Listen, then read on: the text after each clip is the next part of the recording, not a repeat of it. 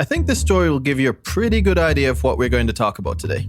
It's 1991. A man in a suit and tie steps to the podium. His name is Gerald Ratner. He was the managing director of a huge jewellery company in the UK. We're going to let Julian Treasure, a communications expert, tell this story.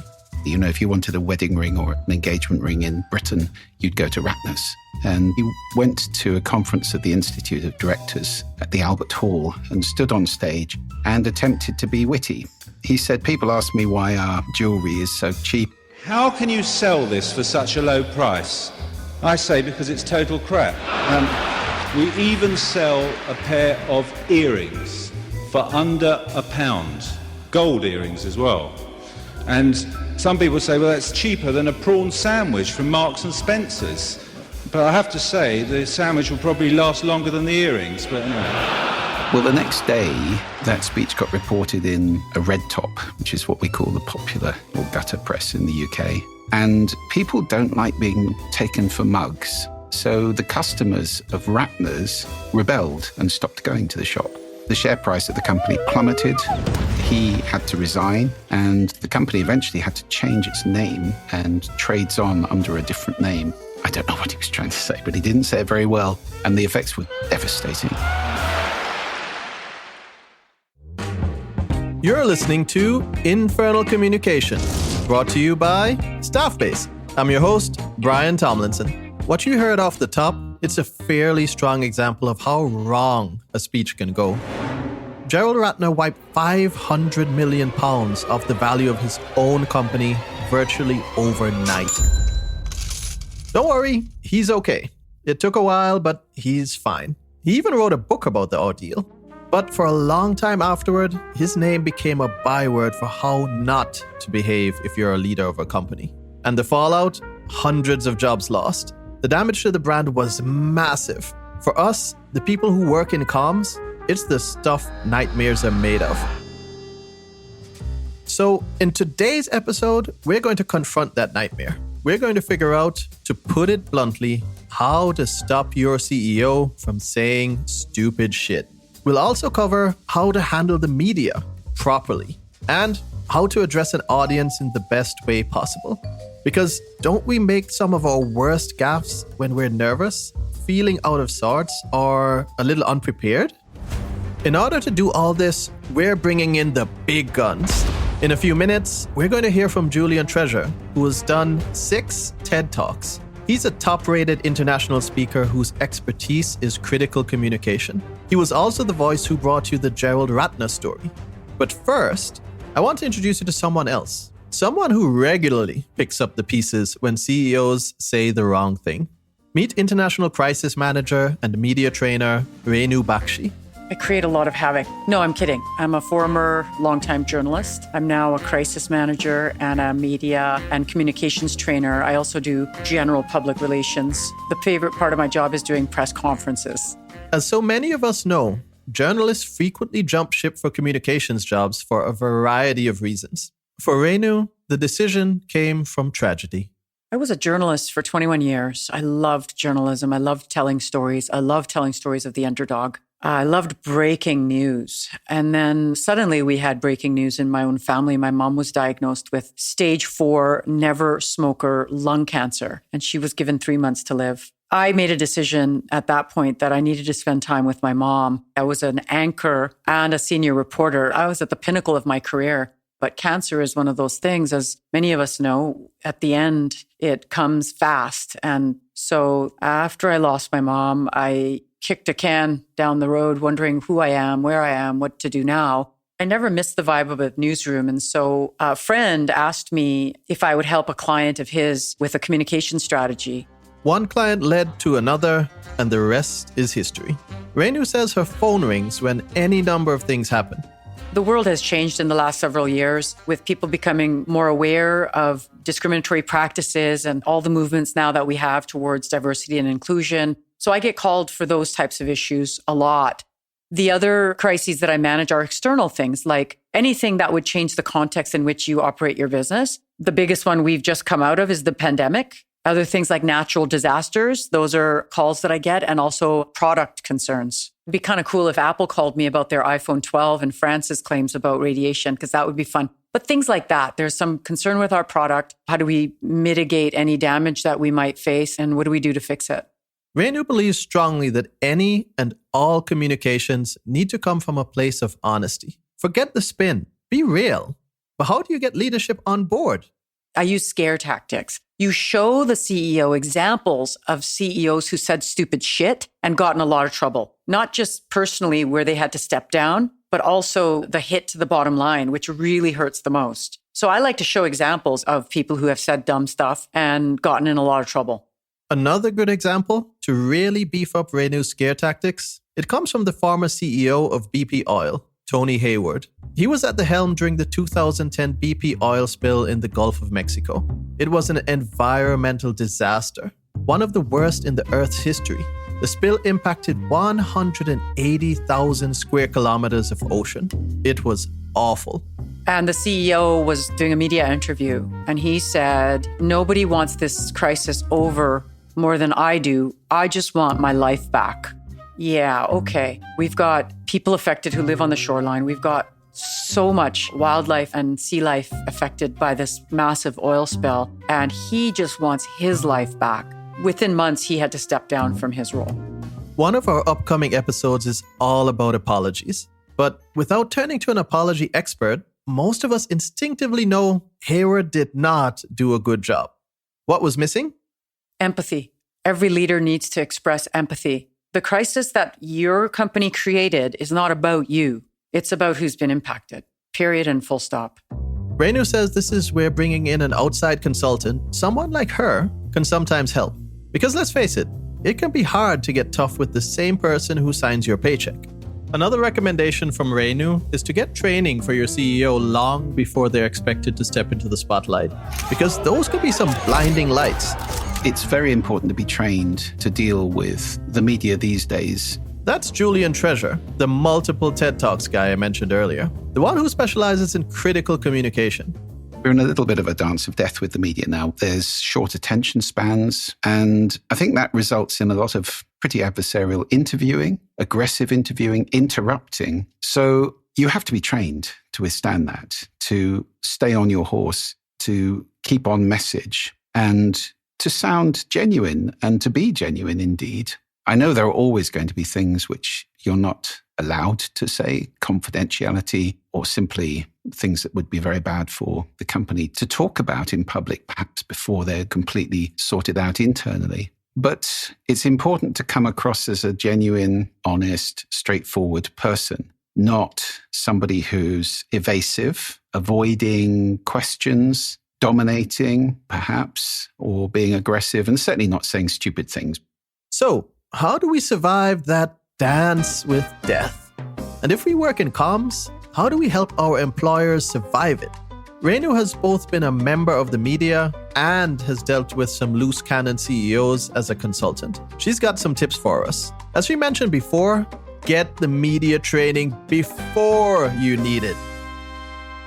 It's like an earthquake. The difference between a crisis and a disaster is preparedness. So if you send somebody in unprepared, you can expect them to respond in kind. So if I've been brought in, there's a crisis, and right before we're going to do any interviews, I say 3 things. Never get angry. No matter what, never get angry. Unless you're expressing anger for what has happened, and that's a legitimate response that supports the victims or the people that were harmed, never get angry.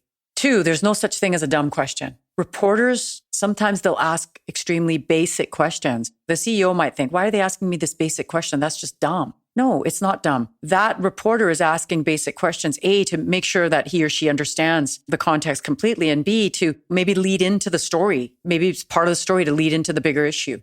And 3, there's no such thing as no comment. Never say no comment. No comment is the kiss of death. The kiss of death, the dance of death. No matter the metaphor, we're into some serious business. Renu says no comment usually comes across as, I'm guilty and I don't want to talk about it. Let's take an example of an employee who's behaved badly. You can't talk about an employee in public. There's contracts in place, employment laws in place, but you can say, while I can't discuss specifics surrounding this case, what I can tell you is that under employment law, and then give what your policy is, whatever that might be. And if you give that statement that I just said, that's at least something media can use. You look like you've participated in the story and you get a voice in the story. All this makes me think about all of the tell-all celebrity memoirs out lately. Britney Spears, Prince Harry, Jada Pinkett Smith. Does Kevin Hart have a memoir out yet? Somebody let me know. Why do these folks choose to bear it all in public when they really don't have to? Sure, there's the hefty advance, but also maybe the rich and famous want a say in the public's perception of their lives. Maybe there's a need to take back control of their image. If you don't tell your story, someone else will. So why would you relinquish your brand story to someone else? Don't do it. So, what does it look like when things go right? Renu's best example involves a very tragic incident that happened in Canada in 2008. Maple Leaf Foods had a crisis, a listeria crisis. So tainted meat was on store shelves. More than 50 people got sick and 23 people died. The CEO, Michael McCain, just got right up in front of this crisis. Didn't hide, didn't deflect, didn't deny, didn't cover up. He got right out in front of it and accepted responsibility for what had happened. My name is Michael McCain. As you may know, listeria was found in some of our products.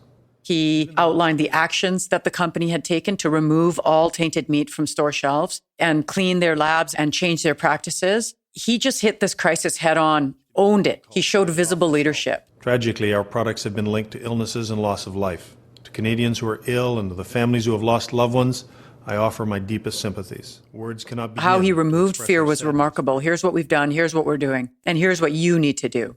In the face of tragedy and disaster, McCain hit the perfect mark with the media and the public. That same year, Michael McCain was named Business Newsmaker of 2008.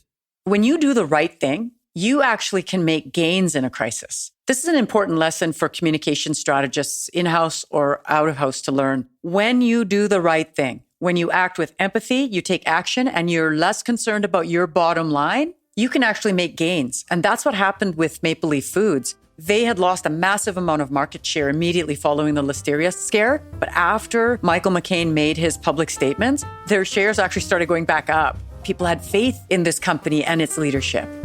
That's a corporate best case scenario if I've ever seen one. When put in the hot seat, Michael McCain and his team did well. BP Oil's Tony Hayward and others like him, not so much. But if we think back to our first example of Gerald Ratner, he wasn't under great pressure when he crapped on his own products. I say it's total crap. What's really remarkable is he planned that speech. He even ran it by his wife beforehand, who, surprise, surprise, absolutely advised against making the joke. So what happened? What went wrong? Julian Treasure says it should be no surprise if a CEO bounds up on stage and says something stupid. He says CEOs will sometimes do this, simply because they're a little out of touch.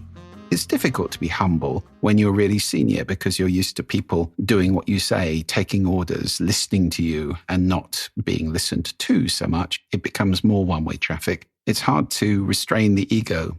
So if that's the case, they tend to go on stage and it's about them. And that's a big mistake to make. When you walk on stage, it's never about you. It's about the audience. It's about giving them a gift. Then there's a connection that's forged with the audience based on giving, which is really lovely. Like so much of the content we make, it isn't about selling, it's about giving. In this podcast, for example, we hope that you come away entertained and informed. It's a gift to you, the audience, and to the people in our industry. Talks, speeches, and public-facing efforts should be approached in the same way. But another reason a person does something regrettable in front of an audience is nerves. We aren't all performers by nature. And there are plenty of amazing people who find public speaking quite scary. Many of the people who stand on stage and do these things are actually introverts. You'd think they're all extroverts, but they're not. The prime example of it, of course, is Susan Cain, whose wonderful TED Talk was all about being an introvert. But she found that very scary and she had to train a lot in order to make that work. She's now learned to do it. I wouldn't say she enjoys it particularly, but she's learned to be good at it. Some of the greatest leaders in history have been quiet people who listen, like Gandhi, for example. They aren't necessarily going to be the best people at expressing themselves in large groups. So there are tricks of rhetoric, there are tricks of speaking, there's breathing, there's projection, there's stance, apart from anything else, there's connection with the audience, there's all sorts of things that we can learn, stagecraft, if you like. Those of us who've been on stage hundreds and hundreds of times, it's a scary place to be. I don't know about you, but when I have to address a crowd, I get these little butterflies in my stomach, and I need my music to pump me up. No matter how your nerves present, Julian says, go with it. Let it fuel you. It energizes you, getting some adrenaline in the system. It helps you to achieve peak performance. But I'm not nervous to the point I'm shaking. And I love being on stage because it's probably the time when I'm most conscious. There's a lot of people looking at me, and cameras and stuff like that. In that crucible, I feel very, very conscious of what I'm doing, the gestures I'm making, the way I'm using my voice, the intonation, the pacing, the volume, everything. I find it stimulating, and it's always a growing experience because I'm always learning how to do things better. But being that conscious is very exciting to me. Okay, so let's get down to some basics with some stage tips from TED Talk titan Julian Treasure. I personally am in awe of people who can walk on stage and use maybe a mind palace or some sort of mental system and speak for half an hour with no notes. I can't do that. I use slides, and I have a presenter view on a monitor, and so I know what's coming up next. And I've practiced the whole thing, so I do have a very good grasp of where it's going, what the point is, what's the journey that we're all going to be on. And no matter how bad you or your CEO may want to, don't read a speech word for word. I think it's very disappointing when somebody comes on stage with a podium and plonks down a load of pieces of paper and starts reading them verbatim. That's a big skill to master, to read stuff and have it sound as if you're making it up on the spot. That's quite tough. So tough, it's nearly impossible. Don't do it. Don't put up on screen what you're saying, because people will read it faster than you can talk it. And then they're bored by the time you get to the bottom. So I tend to use pictures to illustrate things, or graphics. So I know what I'm talking about. They know what I'm talking about. They can see something that's tangential, maybe slightly oblique, but illustrates the point, and they're listening to me. And remember the old saying, practice makes perfect. But forget the stage and the cameras. Julian has some excellent parting words that have to do with overall communication, the kind we should all live by. He says the two things to look out for are the tendency to look good and the tendency to look right. And they can easily become much more significant when people get more senior. If our conversation is all about impressing people and being impressive, that's pretty shallow, and it's not going to last forever. And again, being right, if you're making other people wrong, it's not nice to be around somebody who's doing that a great deal of the time. The secret of a lot of this is to retain consciousness. When you're speaking or listening, these are skills. And secondly, to have the humility to be seeking to learn all the time from other people, from life and situations, to grow, to do things better. So that combination of consciousness and humility, I think, is very powerful. And always ready with the scare tactics, here's Renu with some final words of warning. Everything becomes public. Everything has the potential of going viral. So expect that and conduct yourself accordingly. Words to live by. Look, no matter how careful or empathetic you are, our feet land in our mouths once in a while. We're human. But when it comes to saying really stupid shit in public, I hope we've helped lead you, and maybe even your CEO, away from trouble. Be sincere and genuine. People know when they're being fed a line. Own up to your mistakes, apologize, and do something to make the situation better. And if the story involves you, make sure your voice is heard. When it's your turn to step into the spotlight, be prepared. And listen to the people you trust. Heed their warnings if they offer you some. And if at all possible, enjoy yourself. Let the adrenaline fuel you. You have a message to share, so don't be scared.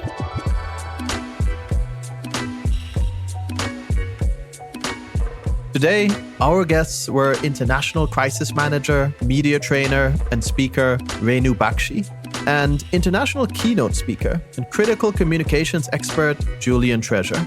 I'm Brian Tomlinson, and this is Infernal Communication, brought to you by Staffbase, with production support from Jar Audio.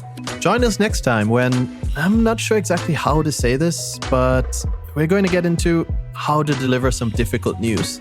So many kind of mischievous things have happened online or whatever it is that I'm just going to do it with the understanding that if my mom found out, the joke that I said, which I won't repeat here, that she will understand that it's in the name of comedy. If you enjoyed the show, tell your friends, tell your CEO, tell your CCO, tell whoever keeps stealing my lunch from the work fridge. Brian, I swear it isn't me. You can also follow us on your podcast app and leave a review. We'd love to know what you think. Until next time.